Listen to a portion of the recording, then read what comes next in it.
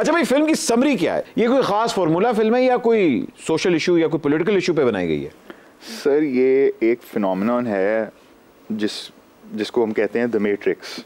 उसमें अलीजे जो है एंटर करती है, और मैं और समी उसको ढूंढने निकलते हैं और किस तरह से हम उसको वापस लाते हैं समथिंग। अच्छा, आप दोनों इसमें क्या दोस्त बने हुए हैं, क्या है? नहीं ऐसा बिल्कुल दोस्त नहीं है, हम दोनों राइवल्स हैं।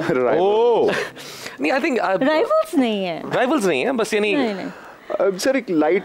मुझे पता लग गया आप तीनों ने स्क्रिप्ट नहीं पढ़ी थी। नहीं honestly it's a simple love story with good music, और basically तीनों कैरेक्टर्स का जर्नी है कि how they discover love and how they meet each other.